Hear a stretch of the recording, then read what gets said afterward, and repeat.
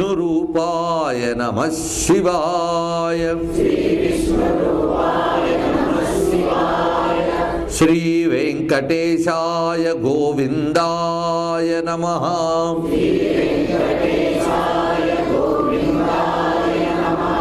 శ్రీ వెంకటేశాయ గోవిందాయ నమః.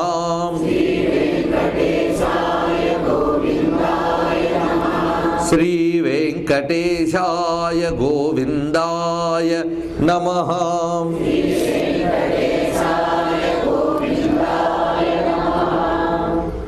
నమో మహద్భ్యో ఋషిభ్యో గురుభ్యో నమః.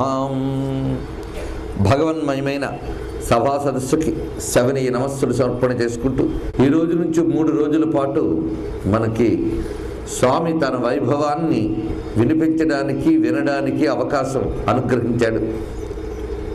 స్వామి అర్చన ఈరోజు చేసుకోబోతున్నాం వాగ్రూపంలో.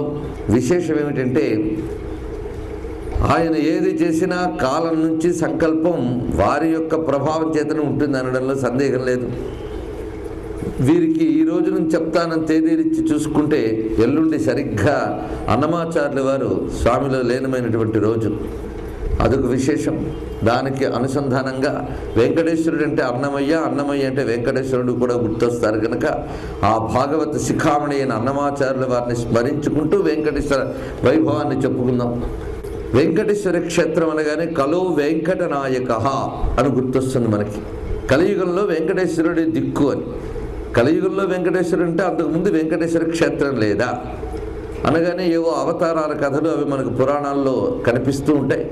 నేను ఈ అవతారాల కథల జోలికి వెళ్ళడం లేదు. ఈ 3 రోజులు వెంకటేశ్వర యొక్క తత్వము, ఆ స్వరూపము, ఆ వైభవం వైపే దృష్టిని కేంద్రీకరించి చెప్పుకోవడం జరుగుతున్నటువంటిది. స్వామి కలియుగానికి సంబంధించిన దైవం మాత్రమే కాదు, ఆయన సర్వకాలములకు సంబంధించిన దైవం. ఇంకా చెప్పాలంటే స్వామి పరబ్రహ్మ స్వరూపుడు. పూర్ణ నారాయణ బ్రహ్మమే శ్రీ వెంకటేశ్వర స్వామి.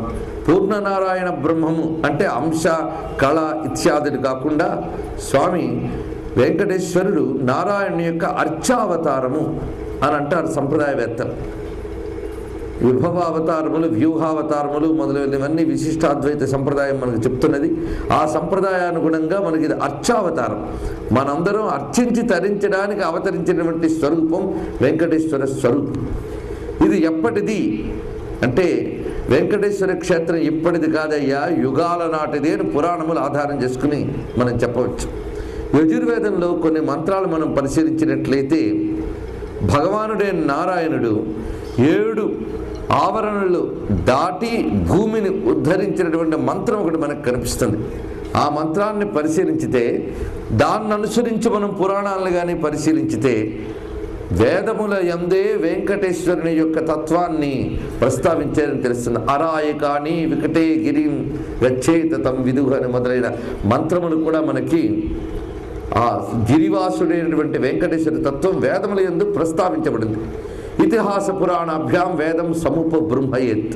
వేదముల్లో విత్తనాల్లా కనబడ్డటువంటి విషయాలే పురాణాల్లో వృక్షాల్లా విస్తరిస్తాయి. అంతే విశేషం, మరేమిటి కాదు. అదే వేద పురాణములకు సమన్వయం. వెంకటేశ్వర తత్వం ఎక్కడెక్కడ చెప్పబడింది అని వెతికితే అదొక మహాసముద్రం. 18 పురాణాల్లో 12 పురాణాలు యందు వెంకటాచల మహాత్మ్యం చెప్పబడుతున్నది. అంతేకాకుండా సిద్ధపర్వతాలు